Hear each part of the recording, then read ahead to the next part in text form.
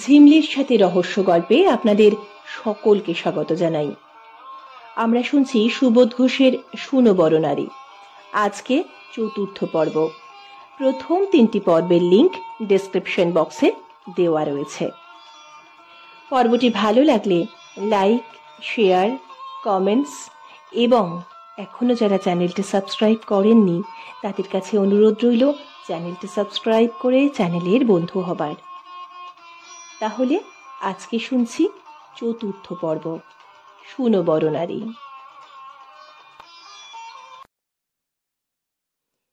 এ কি অদ্ভুত কথা বলছে দিদি, বাবা শুনলে যে রাগ করবে, আর মা নিশ্চয় আরো রাগ করে শেষে ধমক দেবে। না, এরকম বিশ্রীভাবে বেড়াতে যাবার কোনো মানে হয় না। জ্যোতিকার কথা শুনে আশ্চর্য হয়ে গিয়েছে দুই ভাই, বীরু আর নীরু।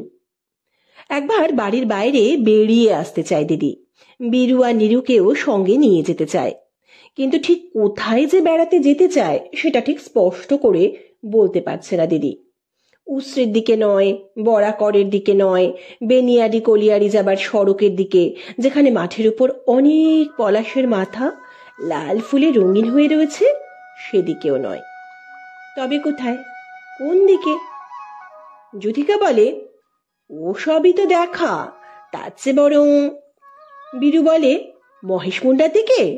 জ্যোতিকা বলে, না, অত দূরে নয়। নীরু বলে, তবে কি পরেশনাথের দিকে? জ্যোতিকা বলল, না, পায়ে হেঁটে কি অত দূরে বেড়াতে যাওয়া যায়? বীরু আর নীরু একসঙ্গে আশ্চর্য হয়ে চেঁচিয়ে ওঠে, পায়ে হেঁটে? জ্যোতিকা বলে, হ্যাঁ, তাতে কি হয়েছে, এত বড় বড় চোখ করে আশ্চর্য হবার কি আছে? উদাসীন নামে এত বড় বাড়ির আত্মাটাও বোধহয় চমকে উঠেছে।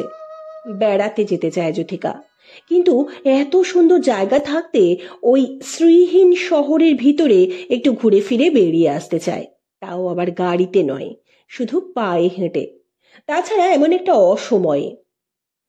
শহরের দিকে যেদিকে এগিয়ে গেলে দেখতে পাওয়া যাবে জগতের যত ধুলো ময়লার ভিড়, যত বাজে মানুষের ছুটোছুটি আর শোরগোল, যত দীনতা আর হীনতার ছায়াও পথের দুপাশে ছড়িয়ে আছে। শর্মা ব্রাদার্সের অমন সুন্দর ভ্যারাইটি স্টোর্সের কাছে যেতে হলেও অনেক বাজে মানুষের ভিড়ের গা ঘেঁষে এগিয়ে যেতে হয়। গাড়ি ছাড়া কোনো দিনও পায়ে হেঁটে শহরের কোনো দোকানে আসেনি চারু ঘোষের ছেলে মেয়ে। কিন্তু জ্যোতিকা যে কথা বলছে সেটা দোকানে টোকানে যাবার পরিকল্পনাও নয়, কোনো শখের জিনিস কেনবার কথাও ওঠেনি। শুধু শহরের ভিতরেই এদিকে ওদিকে একবার ঘুরে আসতে চায় জ্যোতিকা। বাজারের দিকে, চকের দিকে, স্টেশনের দিকে, বিনা দরকারে শহরের যে সব পথে ঘুরে বেড়াবার কোনো অর্থ হয় না, সেই সব পথে বেরিয়ে আসবার জন্য অদ্ভুত এক ইচ্ছার খেয়ালে যেন দুরন্ত হয়ে উঠেছে জ্যোতিকা ঘোষের মন। ভয় পায় নীরু, কিন্তু রাস্তায় যে ভিখিরি আছে দিদি, নোংরা খেকি কুকুরও আছে। জ্যোতিকা হাসে, থাকুক না, ভয় কিসের? দিদির সাহসের হাসি দেখে আশ্বস্ত হয় নীরু, এবং তারপর আর দেরি হয় না। চারু ঘোষের মেয়ে জ্যোতিকা ঘোষ সঙ্গে চারু ঘোষেরই দুই ছেলে বীরু আর নীরু যখন উদাসীনের ফটক পার হয়ে সড়কের ধুলো মারিয়ে শহরের দিকে এগিয়ে যেতে থাকে, তখন উদাসীনের মালিটাও একটু আশ্চর্য হয়ে হাঁ করে তাকিয়ে দেখতে থাকে। মাত্র বিকেল হয়েছে। আদালত থেকে চারু ঘোষের বাড়ি ফিরতে এখনো বেশ দেরি আছে, এবং চারু ঘোষের স্ত্রীও এখন ডাক্তারের উপদেশ অনুযায়ী 3 ঘন্টার রেস্ট নেবার জন্য উপরতলার একটি ঘরে নীরবতার মধ্যে ঘুমিয়ে পড়ে আছেন। এত রোদ, এখন যে ঠিক বেড়াতে যাবার সময়ও নয়। কিন্তু জ্যোতিকা ঘোষের প্রাণটা যেন উদাসীনের জীবনের এতদিনের নিয়মে শাসন ভঙ্গ করবার কৌতুকে দুঃসাহসী হয়ে উঠেছে। বীরু আর নীরুকে হেসে হেসে আশ্বাস দেয় জ্যোতিকা, না না বাবা কিচ্ছু বলবে না বীরু, মাও বলবে না নীরু, দেখো আমার কথা সত্যি হয় কিনা। কিন্তু জ্যোতিকা ঘোষের প্রাণটা যেন উদাসীনের জীবনের এতদিনের নিয়মে শাসন ভঙ্গ করবার কৌতুকে দুঃসাহসী হয়ে উঠেছে। বীরু আর নীরুকে হেসে হেসে আশ্বাস দেয় জ্যোতিকা, না না, বাবা কিচ্ছু বলবে না বীরু, মাও বলবে না নীরু। দেখো আমার কথা সত্যি হয় কিনা। আরো কিছু দূর এগিয়ে যাবার পর যুথিকা ঘোষের প্রাণের এই দুরন্ত অবাধ্যতার আনন্দ যেন মুখর হয়ে হেসে ওঠে। বীরু আর নীরুর মুখের দিকে তাকিয়ে হেসে হেসে বলে, যদি একটু বকুনি খেতে হয় তো খাবো। যুথিকার সাজটাও বেড়াতে যাবার মতো সাজ নয়। বীরু বলে, তোমাকে বড় অভদ্র দেখাচ্ছে দিদি। কেন?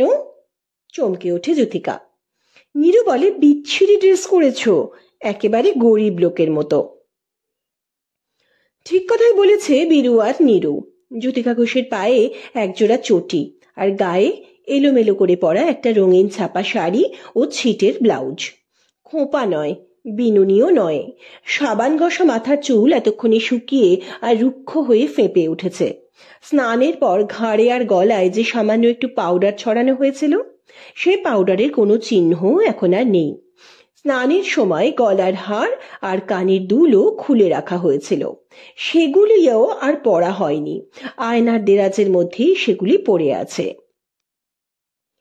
চেহারাটা অভদ্রের মতো দেখাচ্ছে, গরিবের মতো দেখাচ্ছে, কিন্তু খারাপ দেখাচ্ছে কি? প্রশ্নটা হয়তো মুখ খুলে বলেই ফেলতো যুথিকা ঘোষ, আর বীরু ও নীরুর চোখের বিস্ময়ের দিকে তাকিয়ে বুঝে ফেলতে পারত যুথিকা, একটুও খারাপ দেখাচ্ছে না নিশ্চয়ই। কিন্তু প্রশ্ন করতে হয় না, কারণ বীরুই হঠাৎ যুথিকার মুখের দিকে তাকিয়ে আশ্চর্য হয়ে একটা ছেলে মানুষই আনন্দের কথা বলে ফেলে, তোমার গায়ে অনেক রক্ত আছে দিদি। কি করে জানলে? যুথিকা বলল, তোমার মুখটা কি চমৎকার লাল হয়ে উঠেছে। হাসতে গিয়ে আরো লাল হয়ে ওঠে যুথিকার মুখ। তবে আর সন্দেহ নেই, উদাসীনের মেয়ের মুখ পথের রোদের ছোঁয়ায় একটুও অসুন্দর হয়ে যায়নি, একটুও খারাপ দেখাচ্ছে না যুথিকাকে। বরং বীরুর চোখের ওই বিস্ময় লক্ষ্য করবার পর বিশ্বাস করতে হয়, যুথিকার এই স্বাধীন মূর্তিটা নতুন রকমের একটা প্রাণের আভায় রঙিন হয়ে আরো সুন্দর হয়ে উঠেছে। যুথিকা জানে না, বীরু আর নীরুও জানতে পারে না, কিসের জন্য আর কি দেখবার জন্য পথের এত ভিড় পার হয়ে এত শোরগোল শুনতে শুনতে এগিয়ে যেতে হচ্ছে। কোনো কাজ নেই, দরকার নেই, কোথাও থামবার আর জিরোবার কথা নেই, শুধু শহরের ভিতর এদিকে ওদিকে একটু ঘুরে বেড়ানো, এই মাত্র। ঘুরে বেড়াতে একটু খারাপ লাগে না। লোহার পুলটা পার হবার সময় ট্রেন ছাড়া একটা একলা ইঞ্জিন ভয়ানক চিৎকার করে, আর ঘন কালো ধোঁয়ার স্তবক ধমকে ধমকে উড়িয়ে দিয়ে ছুটে চলে গেল। চুপ করে দাঁড়িয়ে দেখতে থাকে উদাসীনের দিদি আর দুই ভাই। ইঞ্জিনের ধোঁয়ার কুণ্ডলি থেকে মোটা মোটা কয়লার গুঁড়ো যুথিকার রুক্ষ চুলের উপর ঝরে পড়ে। ছুটন্ত ইঞ্জিনের দিকে তাকিয়ে হাততালি দিয়ে হেসে ওঠে বীরু আর নীরু। তারপর যুথিকার চুলের উপর কয়লার গুঁড়োর ছড়াছড়ি দেখে আরো জোরে হাততালি দেয়। যুথিকা বলে, দুষ্টুমি করো না, ছি। আচ্ছা, এইবার চলো একবার চকের কাছে গিয়ে, তারপর একবার স্টেশনের দিকটা ঘুরে এসে, তারপর বিচিত্র এক উদ্ভ্রান্তির অভিযান। এগিয়ে যেতে থাকে যুথিকা আর বীরু নীরু। চকের দোকানগুলিতে যেমন ভিড় তেমনই হই হই, কত মানুষ আসছে আর যাচ্ছে, কত ব্যস্ততা, কত কথা বলছে, হাঁকাহাঁকি ডাকাডাকি করছে, আবার ঝগড়াও করছে মানুষগুলি।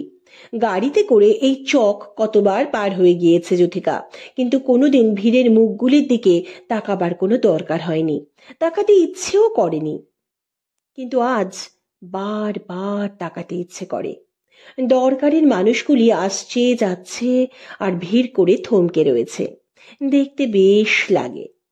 কিন্তু কি আশ্চর্য, একটা চেনা মুখ এখনো পর্যন্ত দেখতে পাওয়া গেল না। পথের ভিড়গুলি যেন একটা নিরেট অচেনা জগতের কতগুলি হাসাহাসির, মুখরতার আর ব্যস্ততার ভিড়। মাঝে মাঝে এক একবার চমকেও ওঠে যুথিকা ঘোষালের খেয়ালের চোখ। ঠিক হিমাদ্রির মতো নীল রঙের কামিজ গায়ে এক ভদ্রলোক ব্যস্তভাবে একটা ফলের দোকানের ভিড়ের সঙ্গে মিশে রয়েছেন। আশ্চর্য, হিমাদ্রি নয় তো? কিন্তু আশ্চর্য হবার কি আছে? চকের এইসব দোকানে এসে এত মানুষের যদি ভিড় করবার দরকার থাকে, তবে হিমাদ্রি বা আসবে না কেন? না, হিমাদ্রি নয়।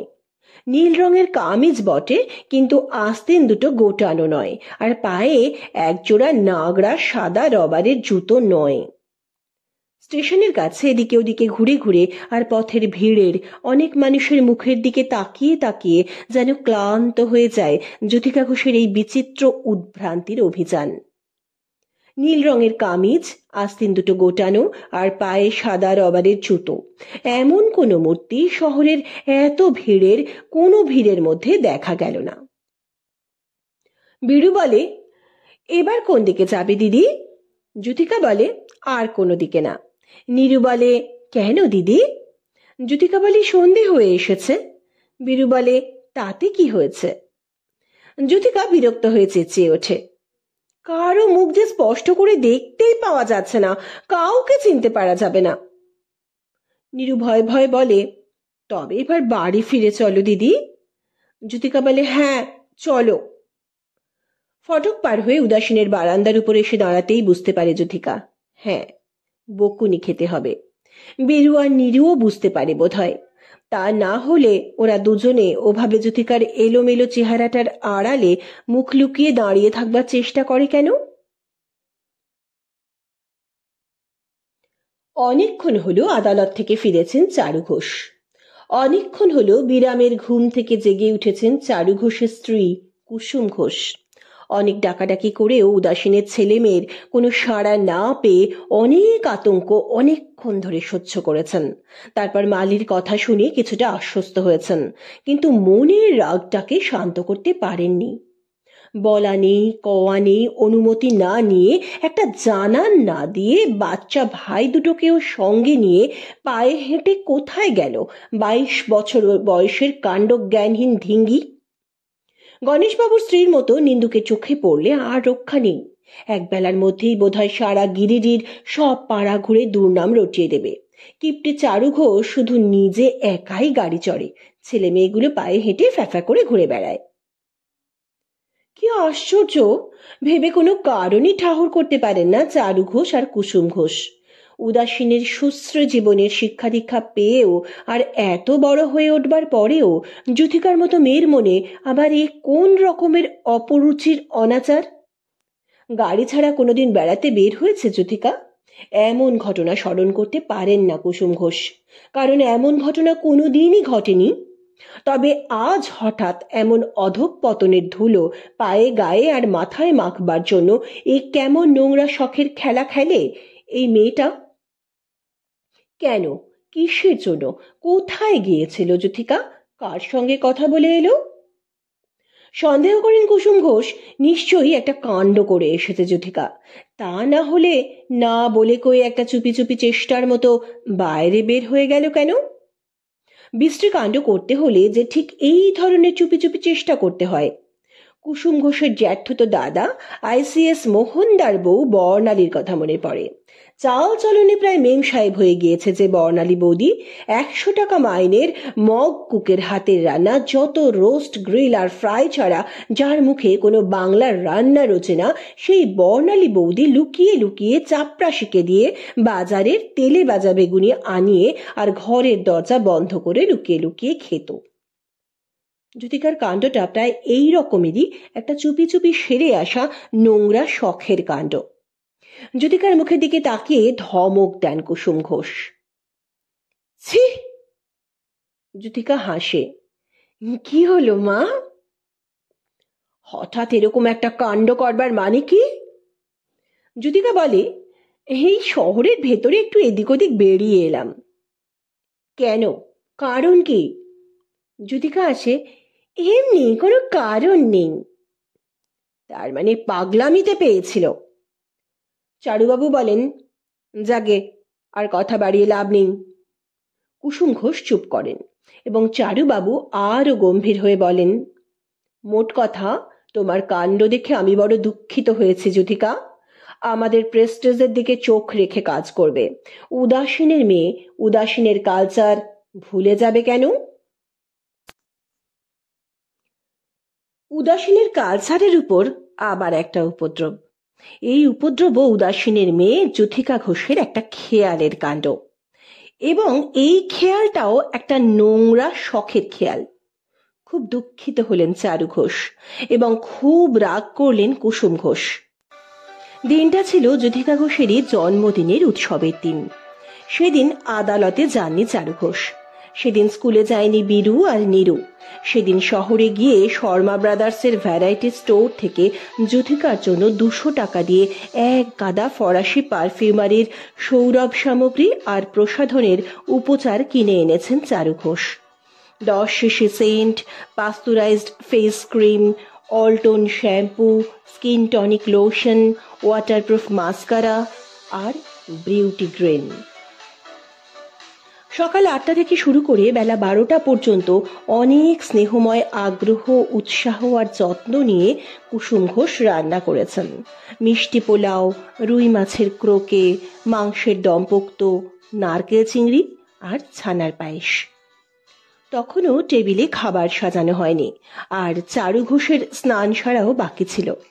কিন্তু উদাসীনের মেয়ে যুথিকা ঘোষ ওর সেই সুরভিত আর প্রসাদিত সুন্দর চেহারাটাকে নিয়ে ঝলমলে শাড়ির আভা ছড়িয়ে দুলিয়ে আর ছুটিয়ে বারবার যেন একটা পেটুকে লোভের আবেগে রান্নাঘরের দরজার কাছে এসে কুসুম ঘোষকে বিরক্ত করতে থাকে।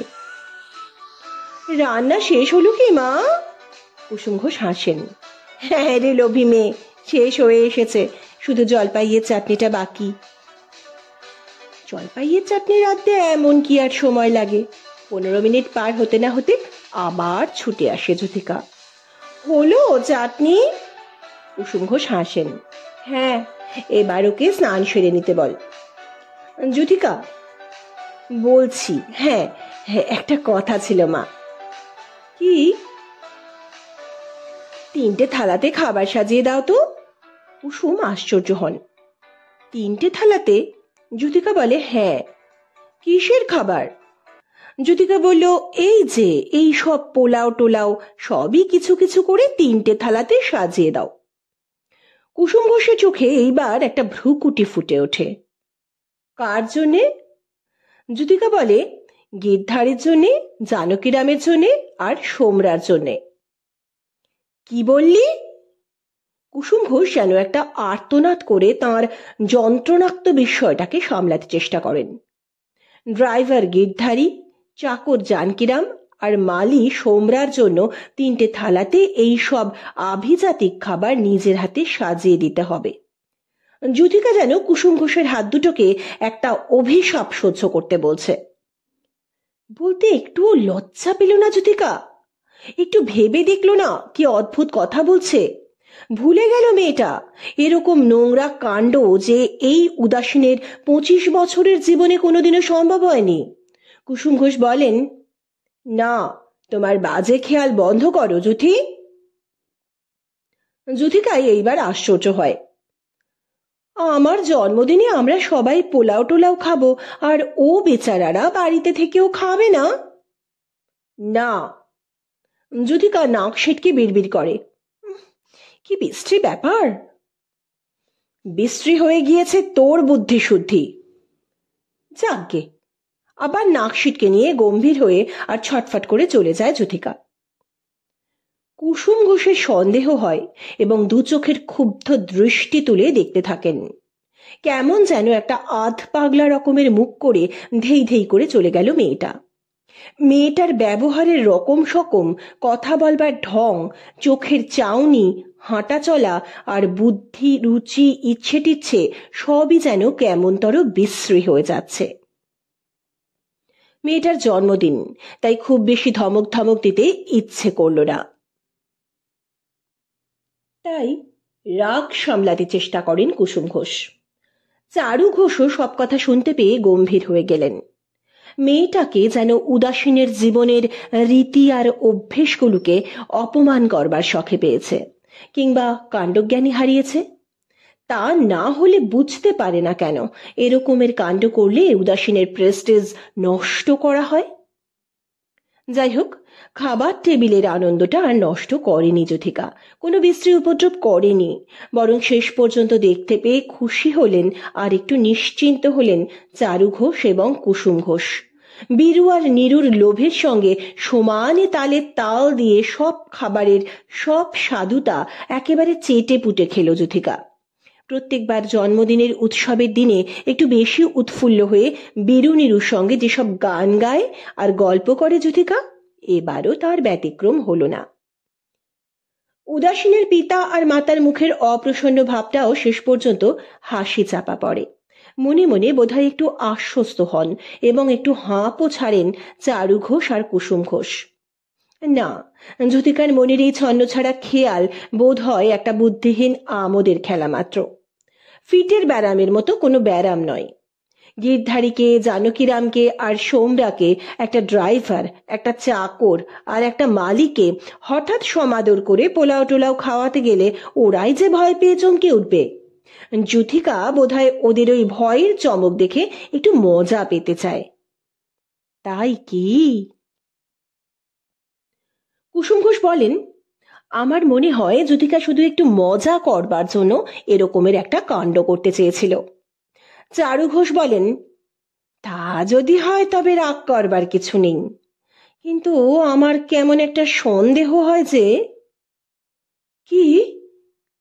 কুসুম ঘোষ আতঙ্কিতের মতো তাকিয়ে প্রশ্ন করেন। চারুবাবু বলেন, আমার সন্দেহ হয় যুথিকা বোধহয় আজকাল বাজে বইটই পড়ছে।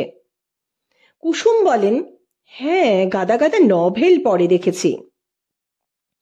চারুবাবু বললেন, না না, নভেল টভেলের কথা বলছি না, ওতে কিছু হয় না। আমার সন্দেহ হয় যুথিকা আজকাল বিবেকানন্দের বইটই পড়ছে না তো। কুসুম অবিশ্বাস করেন। বিবেকানন্দের বই যুথিকা পড়বে কোন দুঃখে? চারুবাবু বললেন, দুঃখে নয়, খেয়ালে, বাতিকে। সেই জন্যই তো বলছি এ বিষয়ে আমার যথেষ্ট অভিজ্ঞতা আছে। কুসুম আশ্চর্য হন। তুমি কবে বিবেকানন্দের বই পড়লে? চারুবাবু বললেন, আমি না, আমি দেখেছি একজনকে বিবেকানন্দের বই পড়তে পড়তে শেষে জীবনের সব প্রসপেক্টের কি ভয়ানক সর্বনাশ করে কি হয়ে গেলেন নন্তু কাকা। কুসুম বললেন, নন্তু কাকাকে? চারুবাবু বললেন, আমারই বন্ধু, এক কলেজের বন্ধু, ফটিকের আপন কাকা। ভদ্রলোক কেমব্রিজের MA, দেশে ফিরে এসেই 800 টাকা মাইনের একটা সরকারি সার্ভিস পেলেন। ভেবে দেখো, সে সময়ের 800 টাকা, তার মানে আজকের প্রাইস ইন্ডেক্স অনুসারে 3200 টাকা। ভদ্রলোক সে সার্ভিস নিলেন না, একটা অজপাড়া গাঁয়ে গিয়ে নিজেই একটা স্কুল করলেন। আমি নিজের চোখে দেখেছি, স্কুল বাড়ির কাছে কাউশেডের মতো একটা ঘরের ভেতর বসে নিজে হাতে রান্না করছেন নন্তু কাকা, ভাত, ডাল আর ঢেঁড়সের চচ্চড়ি। বাস, কি সাংঘাতিক অবস্থা। কুসুম বললেন, ইচ্ছে করে কেন এরকম অবস্থা করলেন নন্তু কাকা? চারুবাবু বললেন, বললাম তো, বিবেকানন্দের বই পড়বার অভ্যাসে পেয়েছিল, গরিব হয়ে যাবার বাতিকে ধরেছিল। চারুবাবুর সন্দেহটাকে সন্দেহ করবার মতো মনের জোর আর পান না কুসুম, এবং একটু ভয়ও পান বোধ হয়। এবং একদিন হঠাৎ যুথিকার পড়ার ঘরে ঢুকে ভয়ের কথাটা একটু কৌশল করে বলেই ফেললেন কুসুম। ভালো বইটই পড়বি, বিবেকানন্দের বইটই পড়ে কোনো লাভ নেই। যুথিকা হাঁ করে আর চোখ বড় করে তাকিয়ে থাকে। বিবেকানন্দকে? কুসুম বললেন, বিবেকানন্দ আবার কে? যুথিকা বললেন, আমি জানি না, কোনোদিন এরকম একটা নামও শুনিনি। কুসুমের চোখের দৃষ্টিটাই যেন হঠাৎ খুশি হয়ে হেসে ওঠে। তার কৌশলের প্রশ্নটাই সার্থক হয়েছে। বৃথা সন্দেহ, অযথা দুশ্চিন্তা। এবার চারুবাবুর কাছে গিয়ে হেসে ফেললেন কুসুম। মেয়েটার সামান্য দুটো একটা খেয়ালের কাণ্ড দেখে মিছিমিছি বড় বেশি ভাবনা করা হচ্ছে। ছি। চারুবাবু একটু লজ্জিত হয়ে হাসতে থাকেন। উদাসীনের বারান্দার চেয়ারগুলির উপর রোজই সকালবেলায় যেসব মানুষকে বসে থাকতে দেখা যায় তারা সবাই মক্কেল। মাঝে মাঝে সন্ধেবেলাতেও 2-4 জনের সমাগম দেখা যায়। কিন্তু আজ সন্ধ্যায় উদাসীনের ফটক পার হয়ে দু চোখে কেমন একটা উৎসাহের দৃষ্টি নিয়ে আর আস্তে আস্তে হেঁটে এসে উদাসীনের বারান্দার উপর দাঁড়ালো যে মানুষটা, তাকে দেখলেই বোঝা যায় মোটেই মক্কেল মানুষ নয়। তবে কে, কিসের জন্যই বা এসেছে? চারুবাবু বাড়িতে নেই, কুসুম ঘোষও নেই। উদাসীনের বাপ মা দুজনেই বেড়াতে বের হয়েছে। বীরু নীরুও সঙ্গে গিয়েছে। বাড়িতে আছে শুধু যুথিকা। যুথিকাকে আজ সকাল থেকে বিকালের মধ্যে অনেকবার হাঁচতে আর কাশতে দেখা গিয়েছে। একটু টেম্পারেচারও হয়েছে। কুসুম বলেছেন, সাবধান যুথি, তুমি আজ জানলার কাছেও দাঁড়াবে না, বেড়াতে যাওয়াতে দূরের কথা। উপরতলার সেই ঘর যেটা যুথিকা ঘোষের পড়ার ঘর, তারই ভিতরে একটা চেয়ারের উপর বসে উলের মাফলার গলায় জড়াতে জড়াতে হঠাৎ চোখে পড়ে যুথিকার ফটক পার হয়ে ভিতরে ঢুকলো একটা মানুষ, যে মানুষকে মক্কেল বলে মনে হয় না, হিমাদ্রি গোছের একটা মানুষ বলে মনে হয়। বয়সের দিক দিয়েও প্রায় হিমাদ্রিরই মতো। গায়ের জামা কাপড়ের চেহারাও প্রায় সেই রকমেরই। খয়েরি রঙের একটা আধা আস্তিন পাঞ্জাবি, কেজো মানুষের মতো মালকোঁচা দিয়ে পরা ধুতি। ধুতিটা অবশ্য ময়লা নয়, হিমাদ্রিরও ময়লা ধুতি পরা অভ্যেস নয়। সাদা রবারের জুতো না হলেও আগন্তুকের পায়ে সাদাটে একজোড়া চামড়ার চটি দেখা যায়।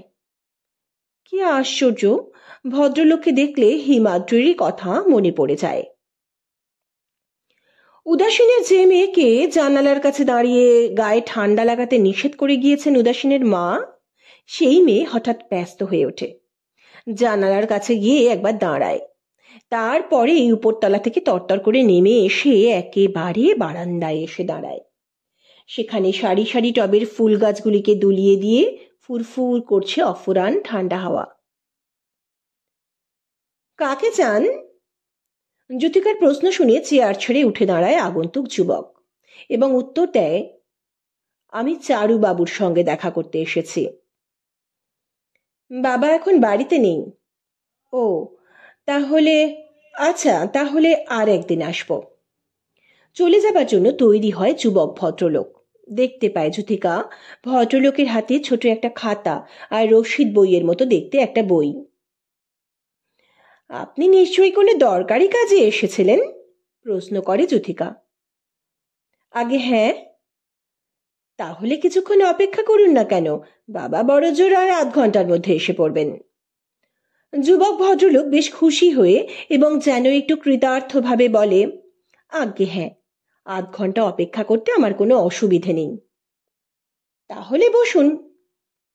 যুবক ভদ্রলোক আবার চেয়ারে বসে, কিন্তু যুথিকা ঘোষ চলে যায় না, বরং অদ্ভুত এক কৌতূহলের আবেগে বাচাল হয়ে ওঠে। কিছু মনে করবেন না যদি একটা প্রশ্ন করি? বলুন। বাবার কাছে আপনার কিসের কাজ? চাঁদা চাইতে এসেছি। কিসের চাঁদা? রিলিফের কাজের জন্য। যুথিকা বোকার মতো তাকায়। তার মানে? যুবক ভদ্রলোক বলে, বাংলাদেশে একটা বন্যা হয়ে গিয়েছে, প্রায় 2 লাখ মানুষের ঘর ভেসে গিয়েছে, ক্ষেতের সব ধান পচে গিয়েছে, খবরের কাগজে দেখেছেন বোধহয়। যুথিকা বলে, খবরের কাগজ আমি পড়ি না। যাই হোক, দেশের সব বড় বড় নেতা সাহায্যের জন্য আবেদন করেছেন, একটা রিলিফ কমিটিও হয়েছে। ঠিক বুঝতে পারলাম না, যুথিকা বলল। বন্যার জন্যে যেসব লোক কষ্টে পড়েছে তাদের সাহায্য করবার জন্য রিলিফ কমিটিকে অনেকেই টাকা পাঠাচ্ছেন। আমরাও ঠিক করেছি চাঁদা করে আমাদের গিরিডি থেকে অন্তত 100-5 টাকা রিলিফ কমিটিকে পাঠাবো। আপনারা কারা? আমরা এখানে চাকরি বাকরি করি। তাই বলুন, হাঁপ ছাড়ে যুথিকা ঘোষ। এতক্ষণ ধরে ভদ্রলোকের কথাগুলিকে একটা রহস্যের মতো মনে হচ্ছিল এবং কিছু বুঝতে পারা যাচ্ছিল না। বার কয়েক এদিকে ওদিকে পায়চারি করে আর গলার শিথিল মাফলার ভালো করে জড়িয়ে আবার আচমকা প্রশ্ন করে ওঠে যুথিকা, কত টাকা পেলে আপনি খুশি হবেন? যুবক ভদ্রলোক হেসে ফেলে, আপনারা খুশি হয়ে যা দেবেন তাতেই খুশি হব। যুথিকা বলল, 10 টাকা? হ্যাঁ। বেশ, তাহলে। যুথিকার কথা শেষ না হতেই উদাসীনের ফটকের কাছে মোটর গাড়ির হেডলাইটের আলো দেখা যায়। বেরিয়ে ফিরেছেন চারু ঘোষ আর কুসুম ঘোষ এবং বীরু ও নীরু। বীরু নীরু দৌড়তে দৌড়তে ছুটে এসেই বাড়ির ভিতর চলে যায় এবং চারু ঘোষ ও কুসুম ঘোষ আস্তে আস্তে হেঁটে বারান্দার উপরে উঠেই চমকে ওঠেন। যুবক ভদ্রলোকও ব্যস্তভাবে চেয়ার থেকে উঠে দাঁড়ায়। হ্যাঁ, আপনারই কাছে এসেছি। হেতু? চারু ঘোষের গলার স্বর একটা গম্ভীর বিরক্তির শব্দের মতো বেজে ওঠে। আপনি নিশ্চয়ই জানেন বাংলাদেশে যে বন্যা হয়েছে। জানি, কিন্তু সে কথা জানাবার জন্য তোমার এখানে আসবার কি দরকার বুঝতে পারছি না। রিলিফ কমিটিতে কিছু টাকা পাঠাতে হবে, সেই জন্য আপনার কাছে কিছু চাঁদা চাই। নো চাঁদা, দেয়ার ইউ স্টপ। আগে আমি চাঁদা দেব না।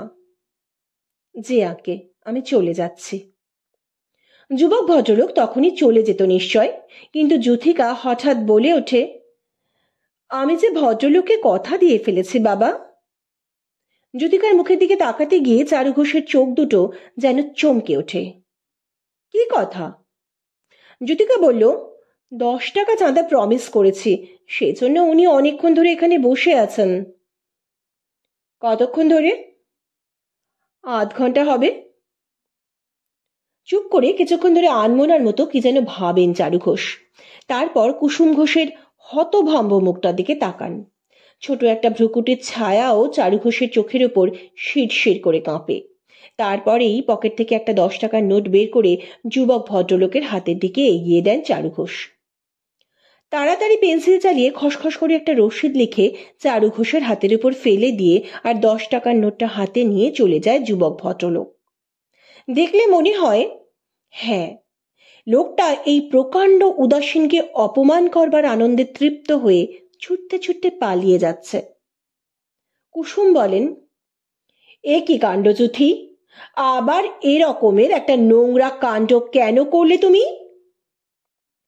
যুথিকা হাসে। রাগ করছো কেন? কুসুম চেঁচিয়ে ওঠেন, তোমাকে চড় মারা উচিত ছিল। কোথাকার কে না কে, যেমন চেহারা তেমনই আক্কেল, তাকে ইচ্ছে করে তুমি এই বাড়ির চেয়ারে 8 ঘন্টা ধরে বসিয়ে রেখেছো। চারু ঘোষের গম্ভীর স্বর আরো তপ্ত হয়ে ওঠে। আমার প্রশ্ন, তুমি লোকটার সঙ্গে কথা বললে কেন? কুসুম বললেন, তোমার জন্য যে ওকে আজ একটা বাজে লোকের কাছে অপমানিত হতে হলো, এটুকু বুঝতে পারলে কি মুখ্য মেয়ে? যুথিকা ফ্যাল ফ্যাল করে তাকায়। অপমানিত? কুসুম বললেন, হ্যাঁ, তুমি লোকটাকে চাঁদা প্রমিস করে বসে আছো বলেই না উনি বাধ্য হয়ে। ছি ছি, লোকটা এখন বোধহয় মুখ টিপে হাসছে। চারু ঘোষ বললেন, আমাকে জীবনে কোনোদিন আমার ইচ্ছার বিরুদ্ধে এরকম বাজে কাজ করতে হয়নি। 10 টাকা গেল, টাকা কোনো কথা নয়, কথা হলো আমার প্রিন্সিপাল নষ্ট করতে হলো। চ্যারিটি করে পৃথিবীতে ভিখিরির সংখ্যা বৃদ্ধি করা আমার নীতি নয়। কুসুম বললেন, সে যাই হোক, কিন্তু তোমার মেয়ের মনের চাল চলন ভিখিরি ভিখিরি হয়ে যাবে কেন? বাজে লোকের সঙ্গে 8 ঘন্টা ধরে কথা বলতে ওর প্রেস্টিজে বাঁধে না কেন? চারুবাবু এইবার একটু শান্ত স্বরে উপদেশ দেন। আশা করি অপরিচিত কোনো লোকের সঙ্গে কোনোদিন বেশি কথা বলবে না যুথিকা। ভদ্রতা করতে হবে না, অভদ্রতাও করতে হবে না, শুধু একটি কথায় হ্যাঁ বা না বলে বিদায় করে দেবে। যুথিকার মুখটাকে অনুতপ্তের মুখের মতো একটা করুণ মুখ বলে মনে হয়। বোধ হয় ভুল বুঝতে পেরেছে যুথিকা, আর উদাসীনের বাপ মাকে এভাবে বিব্রত ও বিরক্ত করে মনে মনে একটু লজ্জিতও হয়েছে। যুথিকা বলে, আচ্ছা। উদাসীনের বাপ মার উপদেশ স্বীকার করে নিয়ে কাঁদতে থাকে যুথিকা।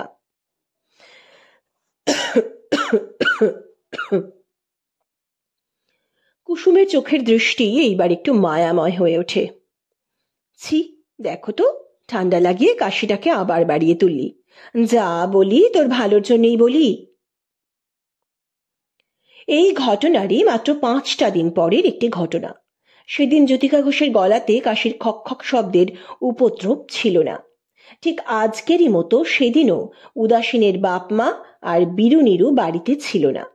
কিন্তু বেলাটা সন্ধ্যা নয়, সকাল। বই হাতে নিয়ে ফিজিক্সের ফর্মুলা মুখস্থ করতে করতে যখন নিচের তলাতেই বাড়ির বাইরের বারান্দায় পায়চারি করছিল যুথিকা ঘোষ, তখন একজন অপরিচিত ব্যক্তি উদাসীনের ফটক পার হয়ে বারান্দার দিকে এগিয়ে আসতে থাকে। আরও দেখতে পেয়েছে জ্যোতিকা, ভদ্রলোক মোটর গাড়িতে এসেছেন। ফটকের সামনে রাস্তার উপরেই গাড়িটা দাঁড়িয়ে আছে। মোটর গাড়ি সম্পর্কে জ্যোতিকা ঘোষের মনেও বেশ একটা শখের কৌতূহল আর গবেষণা আছে। এ ব্যাপারে বীরু নীরুর উৎসাহ জ্যোতিকার উৎসাহের কাছে হার মেনে যায়। বীরু আর নীরু এক নিঃশ্বাসে যতগুলি গাড়ির নাম বলতে পারে, জ্যোতিকা তার 3 গুণ বলে দেয়। ম্যাগাজিনের পাতা উল্টিয়ে নতুন ডিজাইনের গয়নার বিজ্ঞাপনী ছবির তুলনায় নতুন মডেলের গাড়ির বিজ্ঞাপনীর ছবি দেখতে বেশি ভালোবাসে জ্যোতিকা। বীরু আর নীরুও মাঝে মাঝে দিদির জ্ঞানের পরিচয় পেয়ে আশ্চর্য হয়ে যায়। কলিয়ারি সাহেব মক্কেলদের গাড়ি এসে যখন ফটকের কাছে থামে, তখন উপরতলার ঘরের জানলার কাছে দাঁড়িয়ে আগন্তুক গাড়ির দিকে মাত্র একবার তাকিয়ে বলে দিতে পারে জ্যোতিকা, ওটা নিশ্চয়ই 1950 মডেলের বুইক। বীরু নীরু ছুটে যায় এবং ফটকের কাছে গিয়ে গাড়িটাকে দেখে নিয়ে আর ফিরে এসেই আশ্চর্য হয়ে বলে, হ্যাঁ তুমি ঠিক ধরেছ দিদি। আগন্তুক ভদ্রলোকের গাড়িটা দেখে জ্যোতিকার চোখে একটা নতুন রহস্যের মতো বোধ হয়। একেবারে অপরিচিত, কবেকার মডেল কে জানে। চকচকে ঝকঝকে গাড়িটা যে খুব দামি গাড়ি তাতে কোনো সন্দেহ নেই। ভদ্রলোকও বেশ চকচকে ও ঝকঝকে চেহারার মানুষ। দেখা মাত্র ভদ্রলোক যেন নরেনেরই মতো, কিংবা হতে পারে নরেনের চেয়েও বেশি ঝকঝকে গৌরবের মানুষ। বারান্দার উপরে উঠেই জ্যোতিকার দিকে তাকিয়ে হাসি মুখে আর প্রীতিপূর্ণ উৎসাহের দৃষ্টি তুলে আগন্তুক ভদ্রলোক প্রশ্ন করেন, মিস্টার ঘোষ বাড়িতে আছেন? জ্যোতিকা বলেন, না। কখন আসবেন? জ্যোতিকা বলল, বলতে পারি না। তাহলে? বলতে বলতে একটা চেয়ারের কাঁধে হাত দেন ভদ্রলোক আর নিজেরই হাত ঘড়িটার দিকে তাকান। আমি তাহলে? বেশ একটু বিড়ম্বিত স্বরে আর একটু আশ্চর্য হয়ে আবার কথা বলেন আগন্তুক ভদ্রলোক। আর জ্যোতিকা ঘোষ তার হাতের বইয়ের পাতা উল্টিয়ে ফর্মুলা খুঁজতে থাকে। আমি তাহলে চলি। হ্যাঁ। ভদ্রলোক বারান্দা থেকে নেমে যাবার আগেই সরে গিয়ে পায়চারি করতে থাকে জ্যোতিকা। ফটকের কাছে গাড়ির শব্দ বেজে উঠতেই বুঝতে পারে জ্যোতিকা চলে গেলেন ভদ্রলোক। কিন্তু ফটকের দিকে চোখ পড়তেই বুঝতে পারে জ্যোতিকা, না, ভদ্রলোকের ঝকঝকে গাড়িটা স্টার্ট নেয়নি। বাড়ির গাড়িটা এসে দাঁড়িয়েছে। বাড়ি ফিরেছেন বাবা আর মা আর বীরু নীরু, এবং আগন্তুক ভদ্রলোকের সঙ্গে সবারই একেবারে মুখোমুখি দেখাও হয়ে গিয়েছে। শুধু কি দেখা, জ্যোতিকা ঘোষের চোখ দুটো একটু আশ্চর্য হয়ে আর বেশ একটু ভয়ে ভয়ে বোকার মতো তাকিয়ে দেখতে থাকে। বাবা আর মা যেন আগন্তুক ভদ্রলোকের পথ আটক করেছেন। ভদ্রলোককে এখনই চলে যেতে দিতে রাজি নন বাবা আর মা। তবে কি সত্যিই কি ভদ্রলোক বাবা আর মার পরিচিত কোনো মানুষ? কোনো সন্দেহ নেই। বারান্দাতে দাঁড়িয়েই শুনতে পায় জ্যোতিকা, ভদ্রলোককে মাত্র 5টি মিনিট বসে যেতে আর অন্তত একটি কাপ চা খেয়ে যেতে কি কাতর অনুরোধ করছেন বাবা আর মা। কিন্তু ভদ্রলোকের এক কথা, না, এক্সকিউজ মি।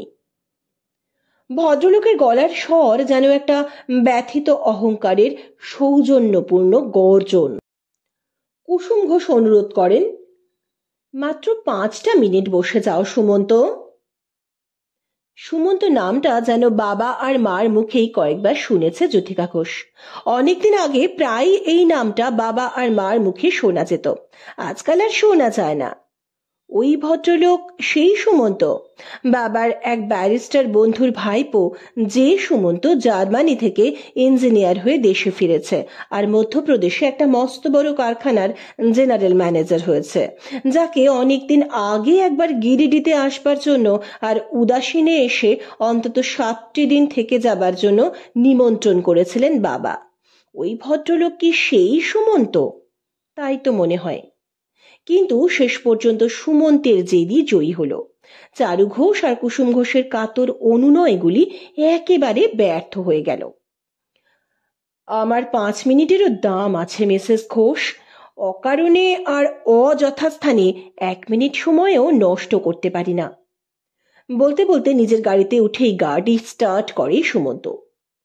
উদাসীনের বারান্দা, উদাসীনের ফটক আর উদাসীনের বাপ মার দুটো দুঃখকাতর মুখের দিকে একটা ভ্রুক্ষেপও না করে উধাও হয়ে গেল সুমন্ত। বিমর্ষভাবে আর ফিসফিস করে আক্ষেপের স্বরে বোধহয় সুমন্তর এই অদ্ভুত রকমের রূঢ় ব্যবহারের কথা আলোচনা করতে করতে বারান্দার উপরে এসে দাঁড়ান চারু ঘোষ আর কুসুম ঘোষ, এবং যুথিকাকে দেখতে পেয়েই যেন একটা ভয়ানক বিস্ময়ের চমক লেগে সন্দিগ্ধ হয়ে ওঠে কুসুমের চোখের চাহনি। সুমন্ত যে চলে গেল, তুই কি দেখতে পাসনি যুথি? পেয়েছি বই কি। কোথায় ছিলি তুই? এখানেই। তবে কি সুমন্তের সঙ্গে তুই কোনো কথাই বলিসনি? হ্যাঁ বলেছি, সামান্য দু একটা কথা। তার মানে সুমন্তের সঙ্গে সামান্য দু একটা কথা কেন? চারুবাবু বলেন, সুমন্তকে একটু বসে চা খেয়ে যাবার জন্য তুমি অনুরোধ করনি? যুথিকা বলে, না। চারুবাবু বললেন, কেন? যুথিকা বলল, কি আশ্চর্য, আমি কি করে জানবো যে উনি সুমন্ত না শ্রীমন্ত একজন অপরিচিত ভদ্রলোককে গায়ে পড়ে চা খাওয়াবার জন্য অনুরোধ করতে গিয়ে শেষে কি? চারুবাবু বললেন, থাক, আর বলতে হবে না, তোমার চমৎকার কাণ্ডজ্ঞানের আর একটা প্রমাণ পাওয়া গেল। কুসুম চেঁচিয়ে ওঠেন, ছি ছি ছি, এরকম অভদ্রতা তোর পক্ষে সম্ভব হলো কেমন করে বল শুনি? সুমন্ত যে নরেনের মাইনের 4 গুণ মাইনে পায়। সুমন্তের তুলনায় নরেন তো বলতে গেলে একজন পেটি অফিসার মাত্র। সুমন্তের সঙ্গে অভদ্রতা করে নিজেরই যে কি ক্ষতি করলি তা যদি বুঝতে পারতিস তবে। যুথিকা বলে, তোমরা যা খুশি বলতে পারো, কিন্তু আমি কোনো অভদ্রতা করিনি, ভদ্রতাও করিনি। তোমার কপাল করেছ, ধমক দেন কুসুম। আর কথা বাড়িয়ে লাভ নেই, কুসুমের ক্ষোভ শান্ত করতে চেষ্টা করেন চারু ঘোষ। উদাসীনের বাপ আর মা যখন নীরব হয়ে ঘরের ভিতরে চলে যান, তারও অনেকক্ষণ পরে, অনেকক্ষণ ধরে চুপ করে দাঁড়িয়ে থাকবার পর বইয়ের পাতা হাতড়ে ফর্মুলা খুঁজতে গিয়ে আনমনা হয়ে যায় যুথিকা। যুথিকার অভদ্রতায় রাগ করে চলে গিয়েছে সুমন্ত, কিন্তু নরেন যদি আজ আড়ালে দাঁড়িয়ে চারু ঘোষ আর কুসুম ঘোষের এই সব কথা শুনতে পেত তবে কি হতো? নরেনও কি রাগ করে চলে যেত না? বেশ হতো। যুথিকা ঘোষের মনটা যেন হঠাৎ কঠোর হয়ে নীরবে হেসে ওঠে। সব ল্যাঠা চুকে যেত। মামির কাছ থেকে একটা উদ্বেগের চিঠি তেড়ে আসতো না, আর যুথিকার পাটনা যাবার সমস্ত ব্যস্ততারও ইতি হয়ে যেত। তখন দেখা যেত যুথিকার কাছে এসে নিজেদেরই ভুলের কোন কৈফিয়ত দিতেন চারু ঘোষ আর কুসুম ঘোষ। সন্ধ্যেবেলা বেড়াতে এলেন গণেশবাবুর স্ত্রী অর্থাৎ লতিকার মা অর্থাৎ রমা মাসিমা। বসতে না বললেও বসে পড়েন, প্রশ্ন না করলেও কথা বলেন, আর গায়ে পড়ে হাজার কথা বলে মানুষকে জ্বালাতে পারেন যে মহিলা, তাকে দেখা মাত্র কুসুম ঘোষের মুখ অপ্রসন্ন হয়ে ওঠে। তাছাড়া ভুলতে পারবেন কি করে কুসুম? ইনি তো সেই প্রচণ্ড মতলবের আর কৌশলের মহিলা, যিনি নরেনের কাছে লতিকাকে গছাবার জন্য বছরে 5 বার পাটনা দৌড়চ্ছেন। ভাগ্য ভালো, যুথিকার মামি কণিকার মতো শক্ত মানুষ পাটনাতেই থাকে, তাই নরেনকে টেনে নেবার অনেক চেষ্টা করেও আজ পর্যন্ত টেনে নিতে পারেননি। কণিকা বাধা দেয় বলেই পারেননি। তা না হলে এতদিনে বোধহয় নরেনের সঙ্গে লতিকার বিয়ে হয়েই যেত। কিন্তু লতিকার মা এসেই হেসে হেসে সবার সামনে যে গল্পটা বললেন, সেটা একটা দুঃসহ বিস্ময়ের গল্প। শুনে বিশ্বাস করতেই ইচ্ছে হয় না। লতিকার মা যেন উদাসীনের আকাঙ্ক্ষার সব গর্ব মিথ্যে করে দিয়ে বিজয়িনীর মতো ভঙ্গি নিয়ে একটা কৃতার্থতার কাহিনী বলছেন। যুথিকা সামনেই বসে রয়েছে, তবু বলতে একটুও কুণ্ঠাবোধ করলেন না লতিকার মা।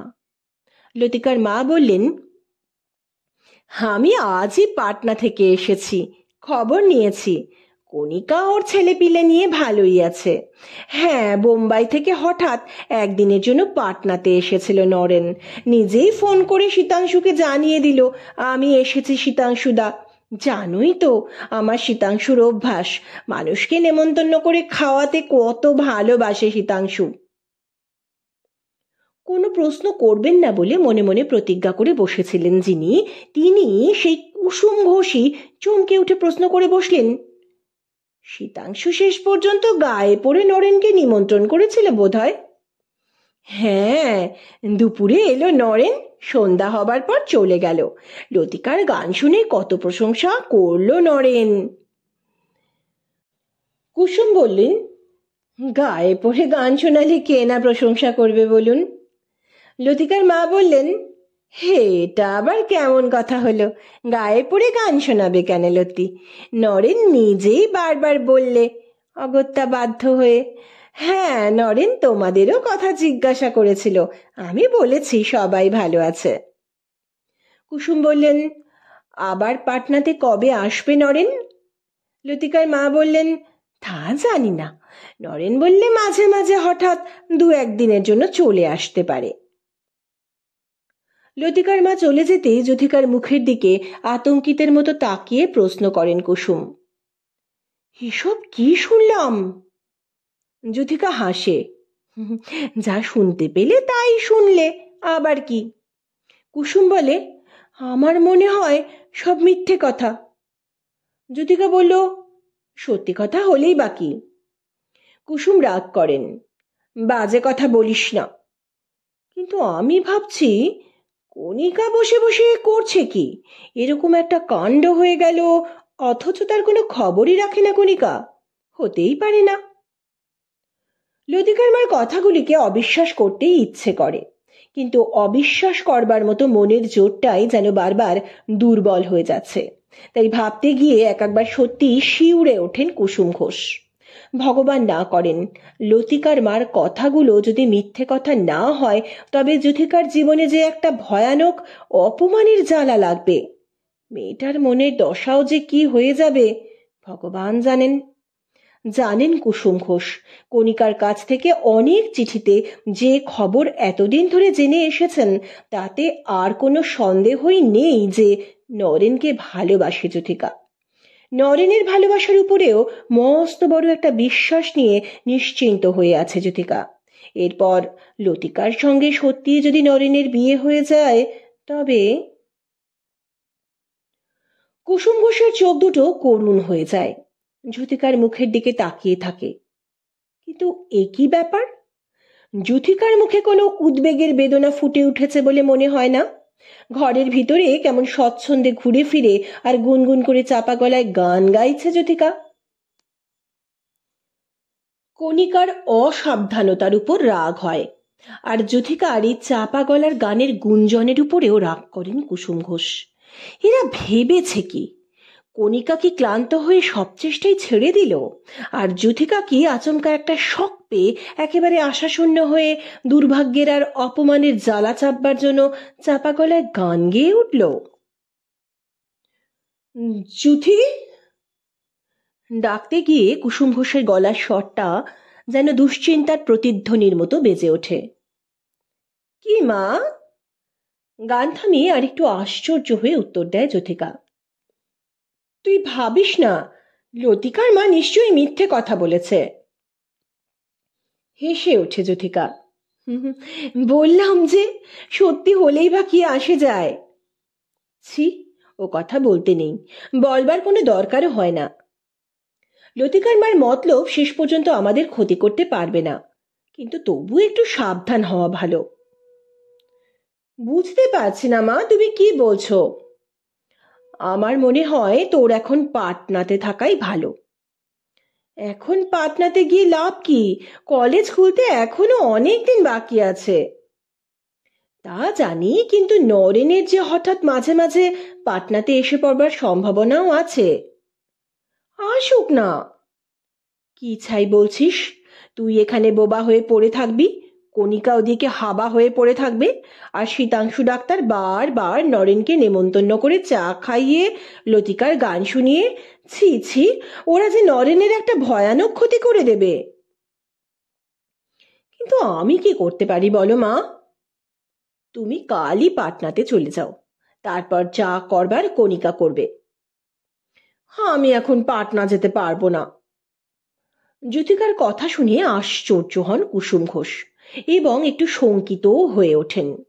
জ্যোতিকার চোখ মুখের এই অবিচল প্রশান্তি, পাটনার উপর হঠাৎ এই তুচ্ছতা, এই যে জ্যোতিকার মনের একটা অভিমানের বিদ্রোহ। খুবই ব্যথিত হয়েছে জ্যোতিকা, মেয়েটার সম্মানে লেগেছে। চলে যান কুসুম ঘোষ এবং একটু পরেই ফিরে আসেন। সঙ্গে চারুবাবুও আছেন। জ্যোতিকা ঘোষ ততক্ষণে একটা নতুন উপন্যাসের 20 পাতা পড়ে ফেলেছে। চারুবাবু বলেন, তোমার এখন পাটনা যাওয়া খুবই দরকার জ্যোতি। জ্যোতিকার চোখে ছোট অথচ শক্ত একটা আপত্তির ভ্রুকুটি ফুটে ওঠে। চারুবাবু বলেন, দেরি করবারও দরকার নেই, ড্রাইভারকে বলে দিচ্ছি কাল সকালে হিমু নামে সেই লোকটাকে একটা খবর দিয়ে আসবে। জ্যোতিকা ঘোষের ভ্রুকুটি যেন হঠাৎ একটা চমক লেগে গলে যায় আর সুস্মিত বিস্ময়ের মতো উথলে ওঠে। খোলা উপন্যাস বন্ধ করে টেবিলের ওপর ফেলে দিয়ে যেন ছটফট করে উঠে দাঁড়ায় জ্যোতিকা। কালই রওনা হতে বলছো? চারুবাবু বললেন, হ্যাঁ, সকাল 10টার ট্রেনে। জ্যোতিকা বলে, বেশ।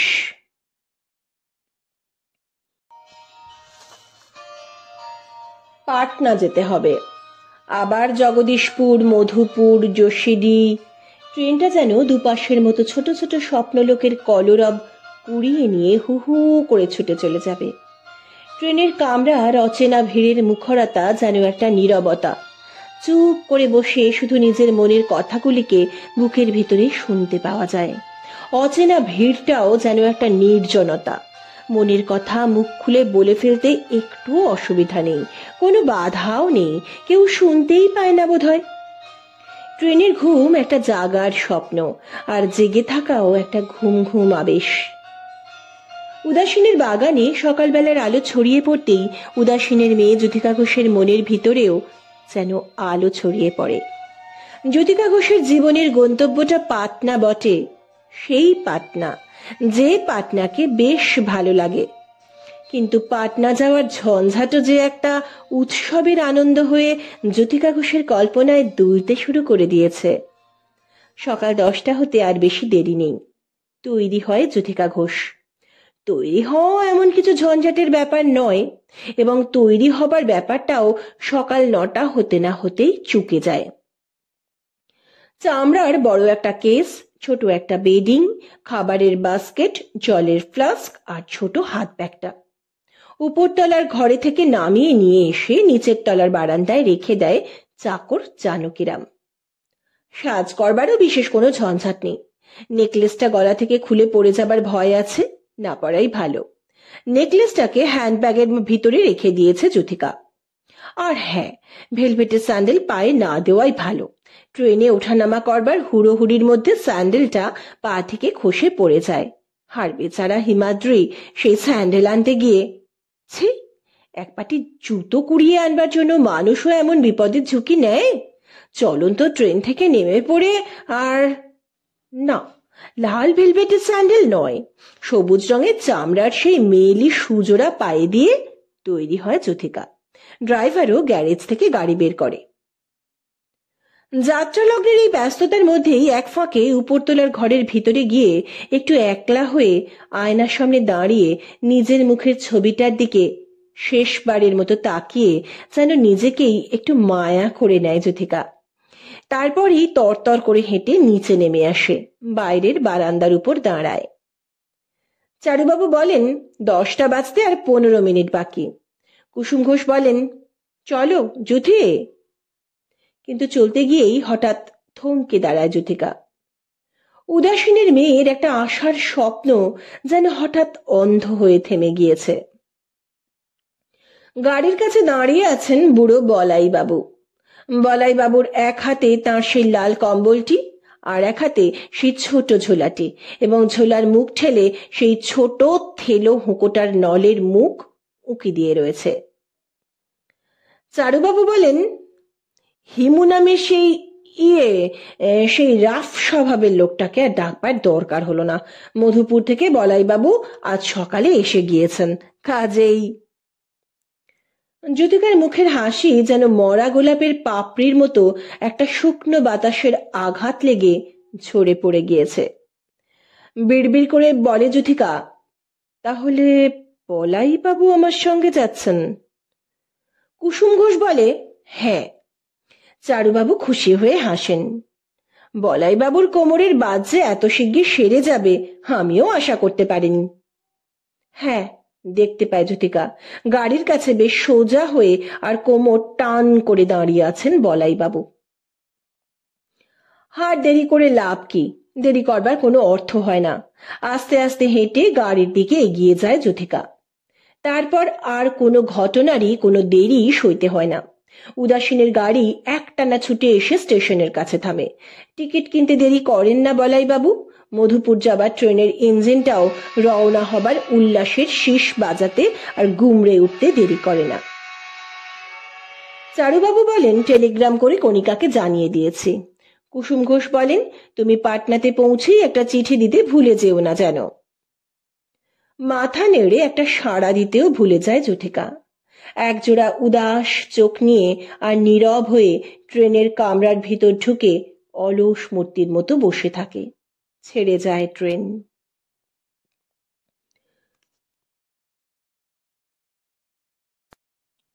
জগদীশপুরের নার্সারি পার হয়ে ট্রেনের ইঞ্জিন তীব্র একটা শীষ বাজিয়ে দুপাশের মাঠের বাতাস শিউরে দিতেই যুথিকা ঘোষের এতক্ষণের নীরবতা যেন হঠাৎ একটা চমক লেগে ভেঙে যায়। বলাইবাবুর দিকে তাকিয়ে প্রায় চেঁচিয়ে ওঠে যুথিকা, আপনার কোমরের বাত হঠাৎ সেরে গেল যে? বলাইবাবু চমকে ওঠেন এবং আস্তে আস্তে হাসেন। হ্যাঁ দিদি, ঠাকুরের কৃপা। ওহ, এই কটা মাস কি যে কষ্ট পেয়েছি সে আর বলবার নয় দিদি। যুথিকা বলে, অসুখ হঠাৎ সেরে গেল ভালোই হলো, কিন্তু আজ হঠাৎ আপনার গিরিডিতে যাবার এত দরকার হয়ে পড়ল কেন? বলাইবাবু বললেন, দরকার বিশেষ কিছু নয় দিদি, বাবুর সঙ্গে অনেকদিন দেখা হয়নি তাই। যুথিকা বলে, তাই আর সময় পেলেন না, আজই হঠাৎ? বলাইবাবু বললেন, কি বললে দিদি? যুথিকা বলে, বলছি দুদিন পরেও তো আসতে পারতেন। বলাইবাবু বললেন, তা পারতুম, কিন্তু আজ হঠাৎ গিরিডিতে এসে পড়েছিলুম বলেই না তোমাকে পাটনাতে পৌঁছে দেবার। আমাকে পাটনা পৌঁছে দেবার মানুষ ছিল, আপনি না এলে কোনো অসুবিধেই হতো না। অসুবিধে কেন হবে দিদি? বাবুর কি চাকর বাকরের কোনো অভাব আছে? কত মানুষ আছে। যুথিকার গলার স্বর তপ্ত হয়ে ওঠে। আগে না, আপনি না বুঝে সুঝে এসব কথা বলবেন না। বলাইবাবু হাসেন। বুড়ো মানুষের কথার এত ভুল ধরতে নেই দিদি। সেই জন্যই তো বলছি, যুথিকা বলল। কি? আপনি বুড়ো মানুষ, ট্রেনে যাওয়া আসা করবার সামর্থ্যই বা আপনার কতটুকু? মিছে মিছে নিজে কষ্ট পান আর আমাকেও অসুবিধায় ফেলেন। বলাইবাবু ভীতভাবে বলেন, না না, আমার কষ্টের কথা ছেড়ে দাও। তোমার যদি কোনো অসুবিধায় পড়তে হয় তবে আমাকে বললেই আমি তখনই। বলতে হবে কেন? হ্যাঁ, না বললে কেমন করে? হ্যাঁ, না বললেও মানুষের অসুবিধে মানুষ বুঝতে পারে। আমিও কি পারি না?